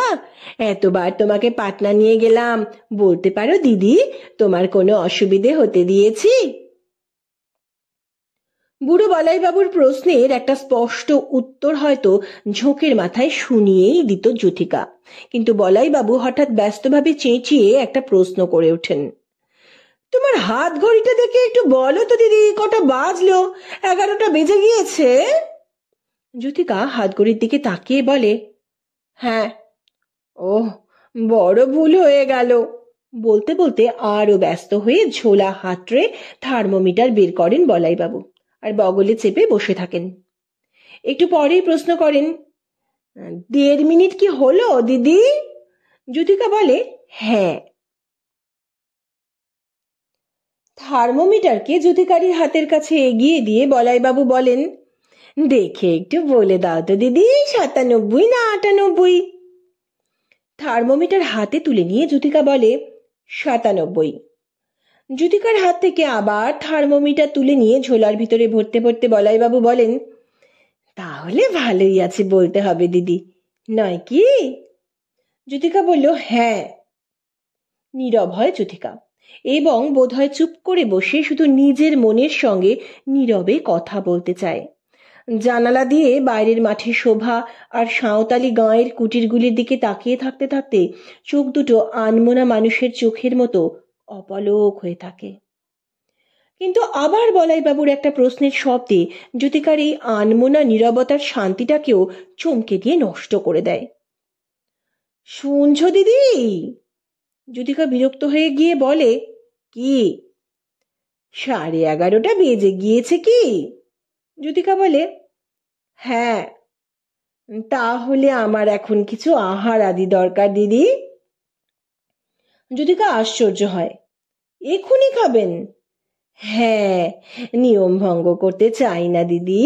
ডাক্তার বলেছেন দিবা ভাগের আহার সারতে যেন কোনো মতেই বেলা 12টার বেশি না হয়ে যায়। জ্যোতিকা বলে, মধুপুরে পৌঁছে তারপর খেলেই তো পারতেন। না দিদি, মধুপুরে পৌঁছতে ট্রেনটা আজ বড় লেট করবে বলে মনে হচ্ছে। খাবারের বাস্কেট হাতের কাছে টেনে নিয়ে অয়েল পেপারের ঠোঙার মধ্যে 10টা লুচি, আলু ভাজা আর 5টা সন্দেশ ভরে দিয়ে বলাইবাবুর হাতের কাছে এগিয়ে দেয় জ্যোতিকা। বলাইবাবু বলেন, জল? বাস্কেটের ভিতর থেকে গেলাস বের করে নিয়ে ফ্লাস্কের জল ঢালে জ্যোতিকা। বলাইবাবু লুচি আলু ভাজা মুখে দিয়ে চিবোতে চিবোতে বলেন, গিরিডির কুয়োর জল আমার শরীরের পক্ষে একেবারে মেডিসিন। ও জল খেতে পেলে আমি আজকের মাংসের কারিকেও ডরাই না। আহার আদি সমাপ্ত হবার পর ঝোলার হুঁকোর দিকে যখন হাতটাকে মাত্র বাড়িয়ে দিয়েছেন বলাইবাবু, ঠিক তখন ট্রেনের গতি হঠাৎ মৃদু হয়ে যায়। জানলা দিয়ে মুখ বাড়িয়ে জ্যোতিকা বলে, মধুপুর এসে গিয়েছে, এখন আর হুঁকোটুকো। বলাইবাবু বলেন, তাতে কি হয়েছে? স্টেশনে আসতে আসতে আমি টিকে ধরিয়ে ফেলবো। ঝোলা থেকে হুঁকো, কলকে, তামাক আর টিকে বের করেন বলাইবাবু এবং দেশলাই জেলে টিকে তাতাতে শুরু করে দেন।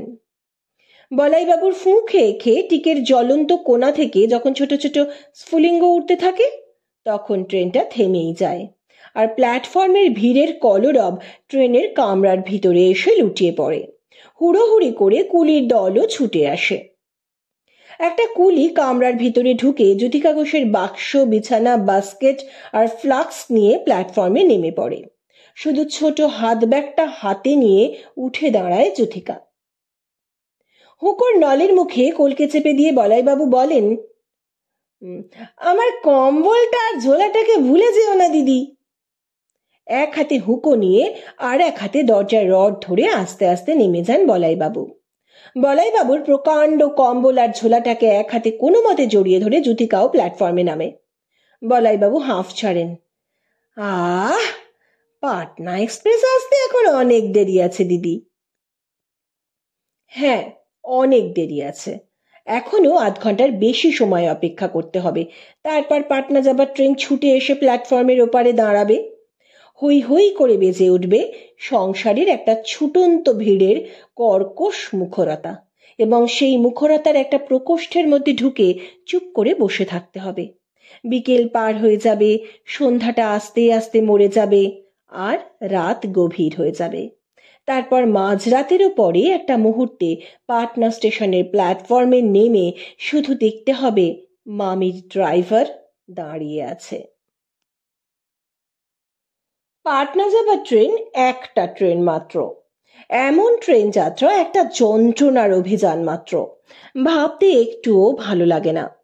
জ্যোতিকার কল্পনার ছবিটাকে মিথ্যে করে দিয়ে এ কি অদ্ভুত একটা অমধুর আর অকরুণ ট্রেন যাত্রা দেখা দিল। হঠাৎ ছটফট করে শঙ্কিতের মতো চেঁচিয়ে ওঠে জ্যোতিকা, বলাইবাবু! কি দিদি? জ্যোতিকা বলে, আমার বড় অসুবিধে হচ্ছে, আমি পাটনা যেতে পারবো না। চমকে ওঠেন বলাইবাবু, অসুবিধে? কিসের অসুবিধে? আমি তো সর্বক্ষণ তোমার সুবিধের জন্য ব্যস্ত হয়ে রয়েছি দিদি। জ্যোতিকা বলে, তবু আমার অসুবিধে হচ্ছে। কিন্তু আমি তো। আপনাকে দোষ দিচ্ছি না, মোট কথা আমার এখন পাটনা যেতে খুবই খারাপ লাগছে। চোখ বড় করে ভয়ে ভয়ে তাকিয়ে থাকেন বলাইবাবু। তাহলে সত্যি কি গিরিডি ফিরে যেতে চাও? হ্যাঁ। কিন্তু বাবু যে আমার উপর ভয়ানক রাগ করবেন দিদি। আপনার উপর রাগ করবেন কেন? আপনার দোষ কি? হ্যাঁ, সেটা বুঝে দেখো দিদি, আর সেটা বাবুকে স্পষ্ট করে বুঝিয়ে দিতে ভুলে যেও না। হ্যাঁ, আপনি ভাবছেন কেন? আমি বলবো, আমি ইচ্ছে করে ফিরে এসেছি। জ্যোতিকাই ব্যস্ত হয়ে এদিকে ওদিকে তাকিয়ে কুলিটাকে ডাকে, এবং কুলিটাও একটু আশ্চর্য হয়ে বাক্স বেডিং তুলে নিয়ে গিরিডি যাবার ট্রেনের কামরায় তুলে দিয়ে সেলাম জানায়। কুছ বকশিস ভি দিজিয়ে দিদি। হাত ব্যাগ থেকে টাকা বের করে কুলির হাতে ফেলে দিয়ে আর বলাই বাবুর দিকে তাকিয়ে হেসে ওঠে জ্যোতিকা। চা খাওয়ার ইচ্ছে থাকে তো খেয়ে নিন বলাই বাবু, এই ট্রেন ছাড়তেও আর বেশি দেরি নেই।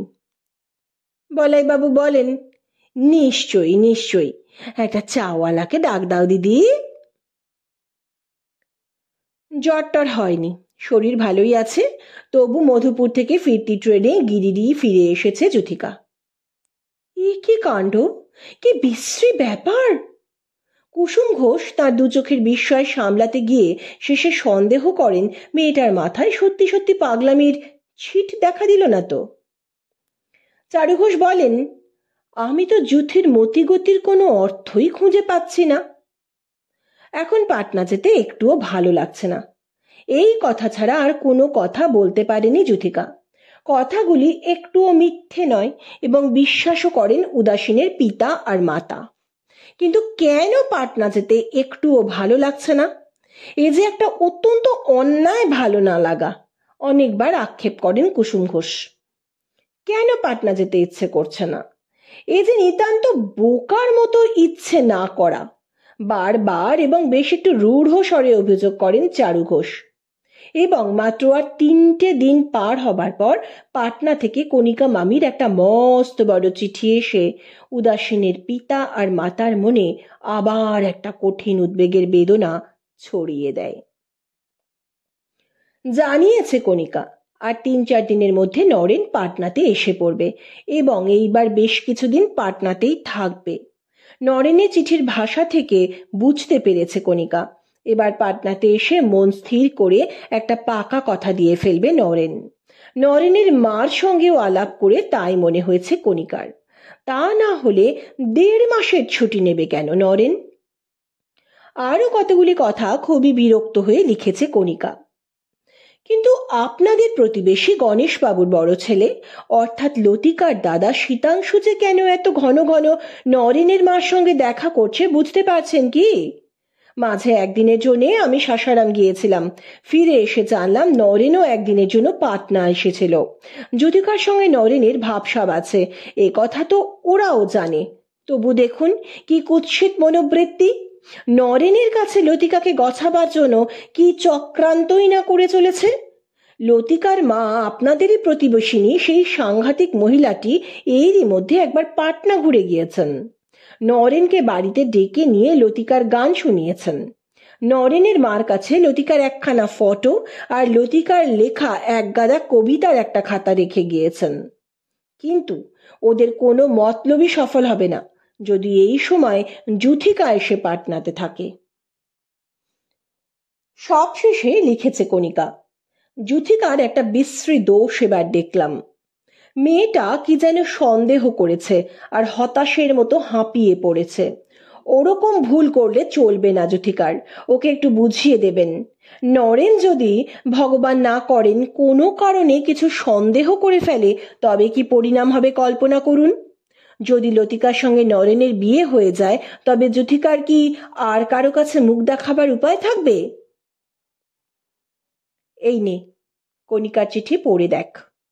কুসুম ঘোষ রাগ করে চিঠিটাকে জ্যোতিকার হাতের কাছে ফেলে দিয়ে যান। পাটনার মামির প্রকাণ্ড চিঠিটা পড়েই চমকে ওঠে জ্যোতিকা। যেন হঠাৎ ঘুম ভেঙে জেগে উঠেছে জ্যোতিকার প্রাণ। অনেকক্ষণ চুপ করে যেন আকাশ পাতাল ভাবতে থাকে জ্যোতিকা, তারপরে ছটফট করে ওঠে। লতিকার মনের আশার ইতরতা দেখে আশ্চর্য হয়ে গিয়েছে জ্যোতিকা। লতিকার জীবনের জেদটাও কি ভয়ানক বেহায়া, তাই তো? কি হবে উপায়? নরেন সত্যি যদি ভুল করে লতিকার মতো মেয়েকে? ভাবতে গিয়ে উদাসীনের মেয়ে জ্যোতিকার মনের ভিতরে একটা অস্বস্তি হয়, বোধ হয় একটা উদ্বেগের ছায়া ছটফট করতে থাকে। নরেনের মনটা যদি এত উদার আর কোমল না হতো, তবে এক মুহূর্তের জন্য উদ্বেগে বিচলিত হতো না জ্যোতিকার মন। কিন্তু নরেন খুব বেশি ভদ্র বলেই বোধহয় শীতাংশু ডাক্তারের ইচ্ছা আর চেষ্টার বিরুদ্ধে স্পষ্ট করে অভদ্রতা করতে পারে না। না হলে কবেই মাত্র একটি স্পষ্ট কথা বলে শীতাংশুদার উৎসাহ থামিয়ে দিতে পারত নরেন। বললেই তো পারত নরেন। বলল না কেন? আমি জ্যোতিকাকে ভালোবাসি, জ্যোতিকা আমাকে ভালোবাসে, সুতরাং আপনি বৃথা আর লতিকার গান শোনাবার জন্য আমাকে ডাকবেন না। এ কথাটাও শীতাংশু ডাক্তারকে বলে দিলে এমন কিছু অভদ্রতা হতো না। কল্পনা করতে পারে জ্যোতিকা, নরেনের সঙ্গে জ্যোতিকার বিয়ে হয়ে যাবার পর শুধু লতিকা নয়, এই গিরিডির আরো অনেকে জ্যোতিকার ভাগ্যকে হিংসে না করে পারবে না। 30 বছর বয়সে 1000 টাকা মাইনের সরকারি সার্ভিস করে যে নরেন, সেই নরেনের পক্ষে জ্যোতিকার চেয়ে ঢের ঢের বেশি শিক্ষিতা ও সুন্দরী মেয়ে বিয়ে করবার অসুবিধা ছিল না। কিন্তু শুধু ভালোবাসার সৌভাগ্যে জ্যোতিকা ঘোষই যে নরেনের জীবনের সঙ্গিনী হয়ে যাবে। যদি হিংসে করতে হয়, তবে জ্যোতিকার এই ভালোবাসাকেই হিংসে করুক না সবাই। কিন্তু জ্যোতিকা যদি পাটনা যেতে চায়, তবে নিয়ে যাবে কে? শুনতে পায় জ্যোতিকা বাবা আর মা বাইরের ঘরে বসে এই সমস্যার কথাও আলোচনা করছেন। বলাই বাবু বাতের ব্যথায় আবার পঙ্গু হয়ে গিয়ে উদাসীনের ভাবনাগুলিকে সমস্যায় ফেলেছেন। জ্যোতি, চেঁচিয়ে ডাক দেন চারুবাবু। বাইরের ঘরের দরজার কাছে জ্যোতিকা এসে দাঁড়াতেই গম্ভীর স্বরে আদেশ করেন কুসুম ঘোষ, তোমাকে এখনই, আজ এই সন্ধ্যাতেই পাটনা রওনা হতে হবে। চারুবাবু বললেন, আমি এখনই সেই লোকটাকে খবর পাঠাচ্ছি। কি যেন তার নাম? হেসে ফেলে জ্যোতিকা, হিমাদ্রি বাবু। হ্যাঁ। ডাক শুনে চলে আসতে দেরি করেনি হিমু, এবং জ্যোতিকাকে সঙ্গে নিয়ে পাটনা রওনা হয়ে যেতে এক বিন্দু আপত্তিও করেনি। গিরিডি স্টেশনের ভিড় আর হল্লা পিছনে ফেলে রেখে ট্রেনটা যখন আবার রাঙামাটির মাঠের উপর দিয়ে দুপাশের যত সবুজ শোভার ভিতর দিয়ে হু হু করে ছুটে এগিয়ে যেতে থাকে, তখন জ্যোতিকা ঘোষের মুখে যেন একটা প্রাণ খোলা হাসির এক ঝলক তরল আভা ছড়িয়ে পড়ে। হিমাদ্রি যে আমাকে চিনতেই পারছো না? হিমু হাসে। তুমি জানো চিনতে পেরেছি কিনা? তবে এরকম না চিনবার ভঙ্গি করে গম্ভীর হয়ে আছো কেন? তোমার গম্ভীরতা দেখে। আমি গম্ভীর? হ্যাঁ, এতক্ষণ খুব বেশি গম্ভীর হয়ে কি যেন ভাবছিলে। হ্যাঁ সত্যি হিমাদ্রি, মানুষের ইতরতার রকম দেখে খুবই আশ্চর্য হয়ে গিয়েছি। হিমাদ্রি বলে, ওসব কথা ছেড়ে দাও, ওসব কথা যত ভাববে তত নিজেরই ক্ষতি হবে। জ্যোতিকা উৎফুল্ল হয়ে বলে, ঠিক কথা বলেছ হিমাদ্রি, এরকম পরামর্শের জন্যই যে মানুষের একটা বন্ধু মানুষ দরকার। কিন্তু আবার কিছুক্ষণ গম্ভীর হয়ে আনমনার মতো চোখ নিয়ে কি যেন ভাবতে থাকে জ্যোতিকা ঘোষ। মানুষের ইতরতার কথা না হোক, অন্য কোনো কথা ভাবছে নিশ্চয়ই। হিমু প্রশ্ন করে। এই বোধ হয় হিমু নিজের থেকে যেচে কে জানে কোন সাহসের ছোঁয়া পেয়ে প্রশ্ন করে হিমু, আবার কি ভাবতে আরম্ভ করলে? খিলখিল করে হেসে ওঠে জ্যোতিকা। যা ভাবছিলাম সে কথা তোমাকে বলা উচিত কিনা তাই ভাবছি। ভেবে দেখো। হিমু হেসে হেসে কথার জবাব দেয়। জ্যোতিকা বলে, কলেজ খুলেনি, তবু কেন পাটনা যাচ্ছি বলতে পারো? হিমু বলে, যদি বলতে পারতাম তবে বলেই ফেলতাম, তোমার আর জিজ্ঞাসা করবার দরকার হতো না। জ্যোতিকা বলে, অভিসারে যাচ্ছি। হিমু মুখ ফিরিয়ে অন্যদিকে তাকায়। শুনে লজ্জা পেলে তো হিমাদ্রি? হিমু বলে, না, কিন্তু তোমার ইচ্ছেটা এই যে তোমার কথা শুনে আমি যেন লজ্জা পাই, আসলে কিন্তু নিজে লজ্জা পেয়েছো। জ্যোতিকা বলে, লজ্জা পাওয়ারই কথা বটে। বোম্বাই থেকে নরেন আর 2-1 দিনের মধ্যে পাটনা এসে পৌঁছে যাবে। নরেন হলো আমার কি? হিমু বলে। আহ, যেন একেবারে খোকাটি, স্পষ্ট করে না বললে কিছু বুঝতেই পারে না। জ্যোতিকা বলল। হিমু হেসে ফেলে। এসব কথা যে শুধু মেয়ে বন্ধুর কাছে বলতে হয় জ্যোতিকা। জ্যোতিকা বলল, তোমার মতো পুরুষ বন্ধু মেয়ে বন্ধুর চেয়েও বেশি মেয়ে। এরকম প্রশংসা আমাকে আজ পর্যন্ত কেউ করেনি। হিমু বলল। সত্যি হিমাদ্রি, নরেন মানুষটি সত্যি ভালো। তোমার চেয়ে বয়সে একটু বেশি হবে, তবে 30-এর বেশি নয়, কিন্তু 1000 টাকা মাইনের সরকারি সার্ভিসে আছে। কথাবার্তায় যদিও বেশ একটু অহংকার আছে, কিন্তু সে অহংকার মানিয়ে যায়। কেন মানাবে না বলো? বেশ বড় অবস্থাপন্ন বাড়ির ছেলে, বেশ শিক্ষিত, তার উপর চাকরিতেও এরকম ভালো কেরিয়ার। আমার মতো মেয়ে ওর চোখেই পড়বার কথা নয়। কিন্তু দুটি শান্ত চোখের দৃষ্টি আরও অলস করে দিয়ে সুন্দর একটি গল্প শুনবার আনন্দে যেন কৃতার্থ হয়ে বসে থাকে হিমু দত্ত। নস্যির ডিবে ঢুকতেও ভুলে যায়। জ্যোতিকা বলে, কিন্তু ভালোবাসায় 7 খুন মাপ হয়। আমারও সেই সৌভাগ্য হয়েছে হিমাদ্রি। নরেন আমাকে বিয়ে করবার আশায় রয়েছে। জ্যোতিকার গল্পটা বোধহয় নিজের থেকেই থামতো না যদি জগদীশপুরেতে এতগুলি ভদ্রলোক এবং তাদের সঙ্গে একটি নববর ও একটি নববধূ এই কামরাতে না উঠত। মধুপুরেতে গাড়ি বদল করতে অনেকখানি সময় হুড়োহুড়ি আর ছুটোছুটি করে পার হয়ে গেল। পাটনার ট্রেনে উঠে সিটের এক কোণে হেলান দিয়ে পা ছড়িয়ে বসে উপন্যাস পড়তে পড়তে অনেক রাত করে দেবার পরও যখন জ্যোতিকার চোখে ঘুমের আবেশ দেখা দিল না, তখন ডাক দেয় জ্যোতিকা। হিমাদ্রি। সামনের সিট থেকে উঠে এসে হিমাদ্রি বলে, বিছানাটা পেতে দিয়ে? জ্যোতিকা বলল, হ্যাঁ। বিছানা পেতে দেয় হিমু। জ্যোতিকা বলে, নরেন আমার উপর মাঝে মাঝে রাগ করে মনে হয়। হিমু বলে, তুমি কি এখনো জেগে বসে থাকবে? জ্যোতিকা বলে, আহ হ্যাঁ, তুমিও একটু জেগে থাকো না কেন? একটু সরে বসে হিমুকে পাশে বসবার জন্য জায়গা করে দেয় জ্যোতিকা। হিমুর বসবার রকম দেখে আবার বিরক্ত হয়ে বলে জ্যোতিকা, এ গল্প চেঁচিয়ে বলা যায় না, এটুকুও বুঝতে পারো না কেন? আর একটু কাছে সরে এসো। উপন্যাসটাকে হাতে তুলে নিয়ে হিমাদ্রির কোলের উপর ছুঁড়ে ফেলে দিয়ে জ্যোতিকা হেসে ওঠে। এটাতে ধানাই পানাই করে কত কিছুই না বোঝাবার চেষ্টা করা হয়েছে, ছাই হয়েছে। ওসবের চেয়ে অনেক অনেক মিষ্টি ব্যাপার আমার আর নরেনের মধ্যে হয়ে গিয়েছে। নরেনের সঙ্গে একবার আমার তর্ক হয়েছিল, কে বেশি ভালোবাসে। আমি জোর করে বলেছিলাম আমি বেশি ভালোবাসি। হেরে গিয়েছিল নরেন। শেষে আমার কথাটাকে সত্য বলে স্বীকার করতে বাধ্য হয়েছিল।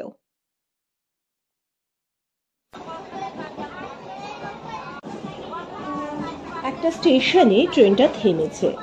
স্টেশন অন্ধকার বেশি, আলো কম এবং মানুষের গলার আওয়াজের চেয়ে ঝিঝির ডাকের জোর বেশি। জানালা দিয়ে মুখ বাড়িয়ে জ্যোতিকা বলে, এটা বোধহয় সেই স্টেশন যেখানে চা আনবার নাম করে তুমি পালিয়ে গিয়েছিলে। হিমু বলে, তার মানে? জ্যোতিকা বলে, আমার তাই মনে হয়েছিল। যাকে, নরেন এবার 1.5 মাসের ছুটি নিয়েছে কেন বলতে পারো? না, এটা সেই স্টেশনটা নয়। নস্যির ডিবে ঢুকে অ্যাক্টিভ নস্যি বার করে হিমু। জ্যোতিকার প্রশ্নের উত্তর দিতে বোধহয় ভুলে যায়। জ্যোতিকা বলে, এবার একেবারে তৈরি হয়ে আসছেন বলে মনে হচ্ছে। বিয়ের শাঁখের শব্দ না শুনে আর ছাড়বেন না। মামি চিঠিতে যা লিখেছেন সেটাই ঠিক। মনে হচ্ছে এবার সাঙ্গ হলো ধুলো খেলা। জ্যোতিকার চোখের তারা ঝকঝক করে এবং দেখে মনে হয়, হ্যাঁ, আর ধুলো খেলা নয়। জ্যোতিকার জীবন এইবার মুক্ত খেলার আশ্বাস পেয়ে মুগ্ধ হয়ে গিয়েছে। কল্পনায় তারই ছবি দেখছে জ্যোতিকা। জ্যোতিকা বলে, কে জানে বোম্বাই শহরটা দেখতে কেমন। যেমনই হোক, নরেনের সঙ্গে যেখানে থাকবো সেখানেই তো আমার স্বর্গ। বাইরের অন্ধকারের দিকে তাকিয়ে বুঝতে পারা যায় মাঠ জুড়ে সাদা কাশের বন ছড়িয়ে রয়েছে। খুব জোরে শোঁ শোঁ শব্দ করে ট্রেনটা বাতাস কাটছে। জ্যোতিকা বলে, কটা বাজলো হিমাদ্রি, তোমার ঘুম পায়নি? তুমি এবার ঘুমিয়ে পড়ো। বলতে বলতে উঠে দাঁড়ায় হিমাদ্রি এবং সামনের সিটের উপরে গিয়ে বসে।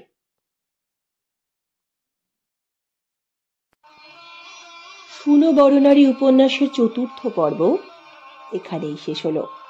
আজকের পর্বের কোন অংশটা আপনার সব থেকে ভালো লেগেছে সেটা কমেন্ট সেকশনে জানাবেন। প্রতীক্ষায় রইলাম। সুস্থ থাকবেন, ভালো থাকবেন।